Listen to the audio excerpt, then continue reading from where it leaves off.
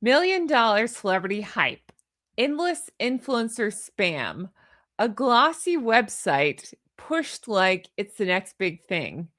Yet visitors are taking one look and they're bolting, barely sticking around long enough to click anything. This isn't a thriving luxury brand. It's a multi-million-dollar disaster dressed up with palm trees and spread jars.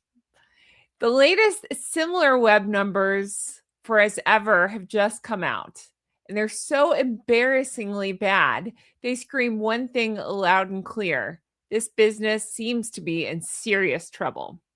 They're flooding the internet with desperate pushes because the cold, hard numbers are showing nobody's actually sticking around to buy. Hey guys, welcome back to RHR Jen. I'm so glad you're here. That's right, we are diving deep into this. This is something I have been covering for the last few months about the awful traffic to as ever. So for today's video, I've pulled data from both SEMrush as well as SimilarWeb, and I'm going to be showing you the new numbers that have come out. They are updated through May, and spoiler alert, the numbers are worse. They are absolutely even worse than they were before, and they were already pretty bad. So we're going to talk about that and so much more. If you're new here, make sure you're subscribed.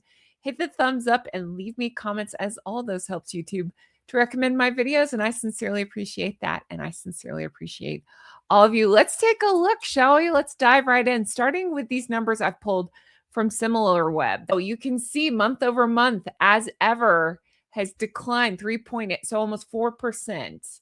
The pages per visit are 2.73. Now, I want to pull your attention to a couple of things. Bounce rate, 40% bounce rate. What that means is they click into the website, they don't click anywhere else, they bounce right back out. So that is not what you want if you have a website, especially one where you're trying to sell things. Average visit duration, 1 minute and 9 seconds. That is awful, and that is down month over month. I want to show you a few more slides, and I want to deep dive into what this means. You can see the visits over the last 3 months have been very, very, very low. Most of her traffic coming out of the United States, but keep this in mind, it's still only 54%, and the reason that that is worth noting is because she only ships her products to the United States. So think about that. If her numbers are this low, and again, only a fraction of a fraction of a fraction of these people are buying, it's not what you want. Monthly visits have dropped continuously over recent quarters, including 89,000 visitor drop in the US market alone. And that's the market that is able to buy her stuff. So this site is bleeding traffic month over month. It's down another 3.83%. This comes after massive drops earlier this year, like reported down 47% plunge from April to May in some data. That's according to that. I'm saying SEMrush. SEMrush, SEMrush. So traffic has been pretty volatile and trending downward overall. US visitors dropped from 108,000 in December to about 61.5 thousand in April. So nearly 43% decline over the months. Total visits for May were about 122,000. Now in April, it was showing 234,000. So that's a huge drop. January to May, cumulative US visitors only showing about 392,000, far below inventory levels that were reported because of the glitch. It's not a glitch, but you get what I say. That's what they called it. I just can't say enough. I want you to focus on things like this bounce rate. Nearly 40% of visitors land on the site and bounce immediately. They don't even browse. That's a huge red flag for engagement on a shop site where you want people exploring products, adding to cart, and buying. E-commerce sites typically aim for lower bounce rates, often closer to the 30% range, with good ones under 40%. Product pages should convert better. A 40% rate suggests the homepage/landing isn't hooking people, or products are not compelling enough. News reports highlighted SimilarWeb bounce rate tracking specifically for sales implications.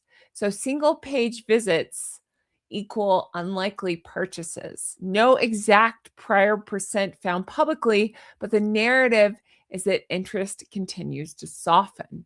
I want you to think about the 2.73 pages per visit. They're only visiting those on average. On a lifestyle e-commerce site full of spreads, candles, whatever it is she's put, matches. You want people clicking around, right? You want them reading the descriptions, checking related items. This low number screams very low interest and quick exits. So think about the benchmarks here. E-commerce often sees 3 to 6 pages per session for engaged shoppers. So 2.73 is closer to a content blog site and weak for driving sales. People just don't seem to be staying or exploring. So let's talk about that, because to me, that is truly, truly appalling. The visit duration being 1 minute and 9 seconds, just over a minute on the site. That's barely enough time to let a page load and to scroll the teeniest bit. You're not building desire. You are not reading reviews or getting to checkout in that time. This is way down and shows that the site is absolutely not holding people's attention. Why is this bad? Well, obviously, shoppers researching products or comparing options, they spend longer. Short sessions, of course, equal maybe curiosity clicks, people looking at the car crash, but they're not buying. So it ties directly into what I keep saying, which is the stay time is down. That is a very bad sign for her business. Previous comparisons. So when we look at earlier months, from reports way back in December, at some point she was around the 6-minute mark, which is actually pretty good. But my opinion would be, all right, December, that's when that holiday show came out, right? So she probably did have more. She did. She had more internet traffic then, and perhaps people were staying longer for things like that. Plus, she had done that chocolate collaboration. I'm rolling my eyes because I don't think that was super successful either, because my opinion that we saw that chocolate come back for Valentine's Day, but people were staying longer. But now, again, it's been a plummet down to just over 1 minute. So it seems to be, to me, a clear decline in engagement more recently.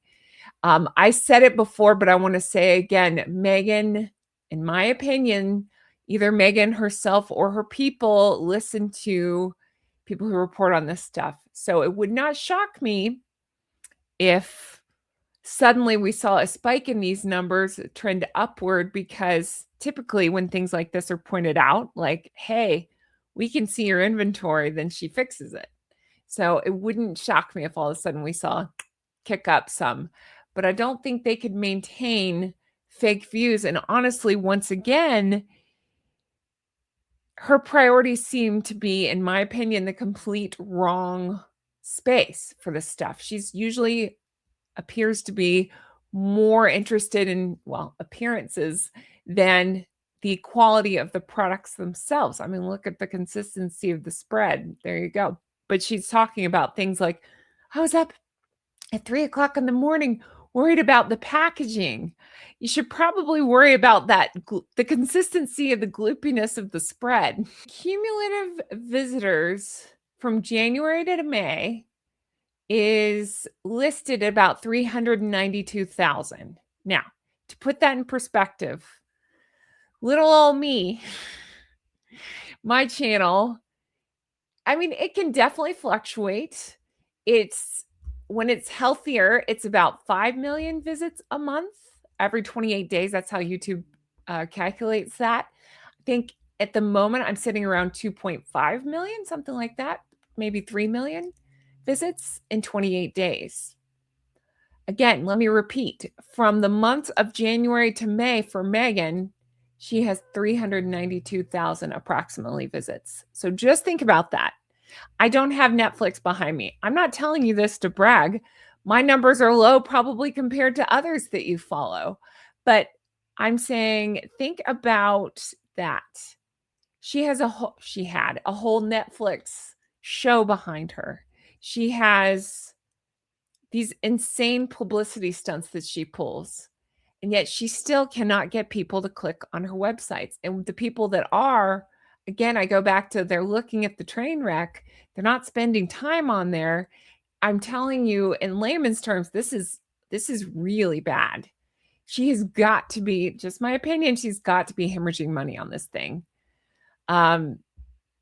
Yeah, I'm thinking about, again, I've compared notes with like Rachel the Curious Pilot, who runs Montecito Minimalist website. And I'm not going to speak for her, but based on the things I've heard, she's way outpacing this kind of stuff. So it really is not a good sign for Meghan. I'm telling you, I know we already knew this, but to really think about it in these numbers, it's really bad. It seems to be indicative of a broader decline. I would say the traffic slump is mirroring popularity dips. I definitely notice sometimes in my numbers when they dip, I think people have Meghan fatigue.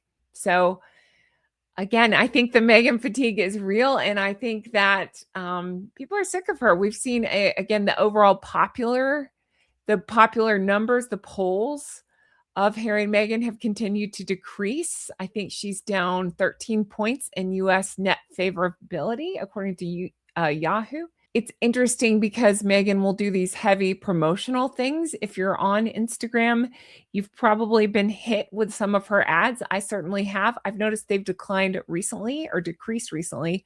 But for a while, every couple of swipes, I would see something for As Ever. And I've shown you some of the ads here. They don't make any sense to me either, but they're still out there. So the fact that they've continued to tank like this, honestly, this is where I would typically say she's going to do something else crazy, some other publicity stunt. But honestly, I don't know what else she could possibly do with numbers this bad. I don't know what else she could do. So I don't think this is showing good things for her. I don't think it's looking favorable for As Ever, as if. It's not that I'm shocked by this. It's just shocking to see these numbers. How about that?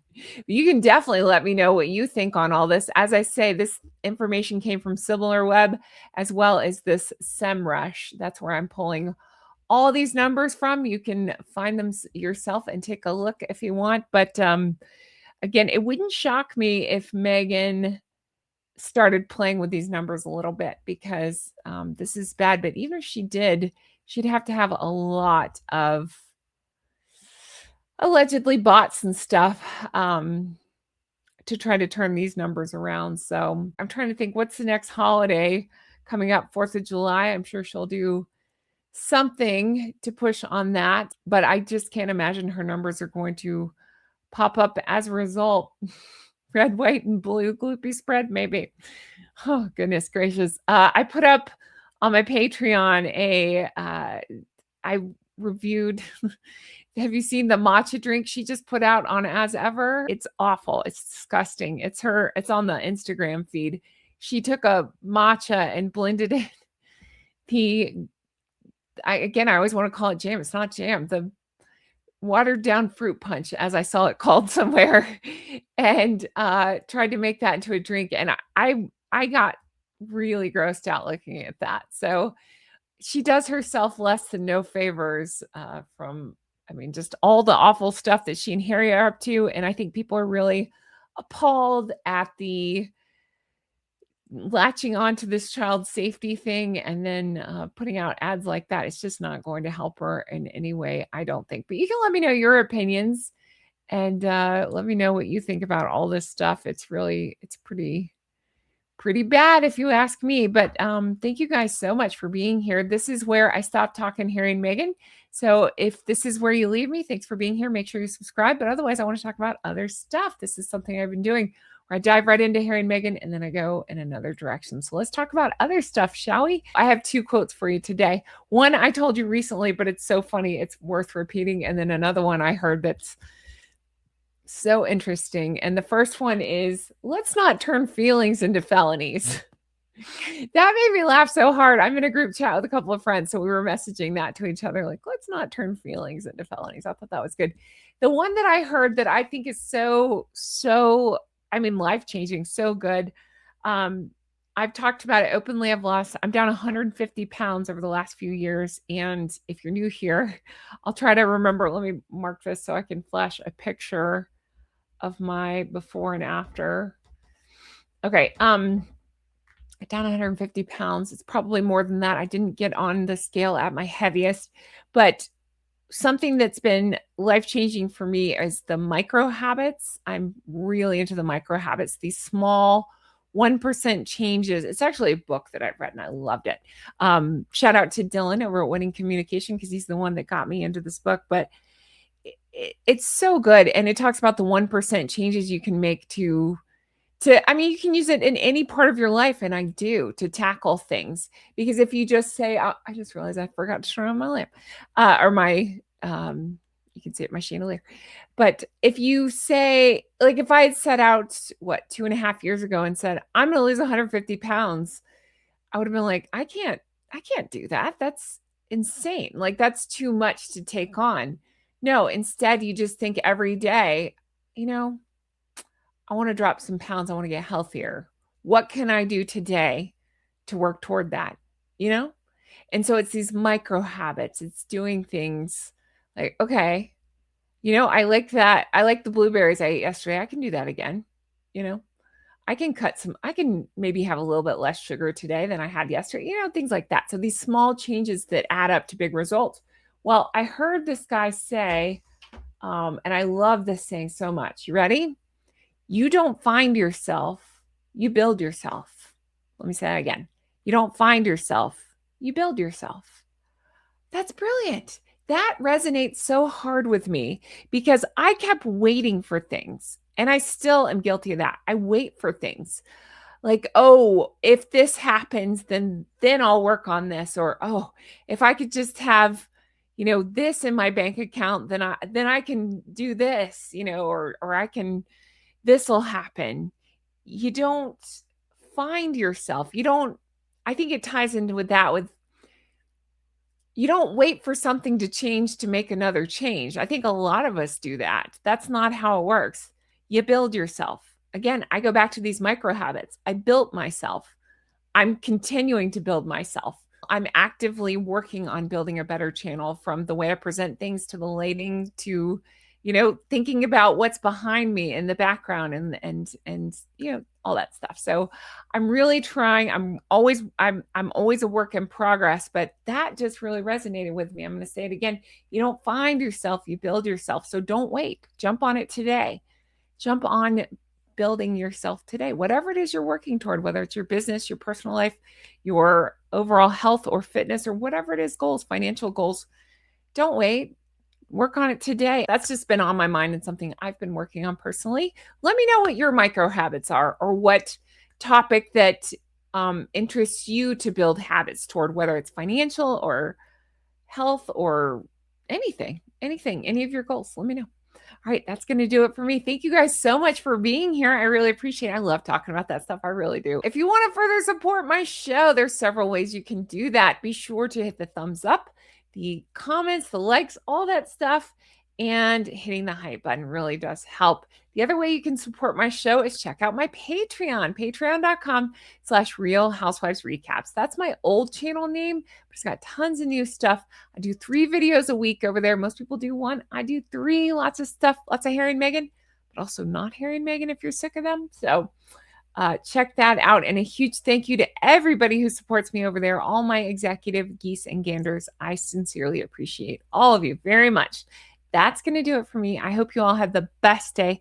I can't wait to bring you more stuff like this. Take care. Bye-bye. Hi, how are you guys? Yeah, I'm so into these micro habits. I could just go on and on. Like, it's funny. That's become a habit, is trying to think of, okay, I keep lists. I keep lists all over of like, I even have like habits like I have micro habits listed on my to-do list. So it's like working on my shorts, working on Patreon episodes, working on my micro habits, things like that. I keep that on my to-do list. So that way I feel like I'm accomplishing things and it feels good to check those off. And I know I'm taking steps toward whatever it is I'm working on myself at the moment. So yeah, I would recommend that. For me, it's always feels good to physically check things off. So I have lists on my phone, I have lists on my desk, I have lists like on like dry erase boards right next to me. I have lists all over the place. I keep lists. So yeah, I'm always surrounded by to-do lists, but it feels good to check those things off. So that's just something that works for me, but you can let me know what works for you. If there's an app you like to keep you on task, if there's a mental hack you have, if there's a micro habit you're working toward, tell me anything like that. I think we can lift each other up and help each other out. That's going to do it for me. I hope you guys have the best day. I'll talk to you again soon. Bye-bye. Oh, that's my old song. I keep forgetting that. Silly Jen.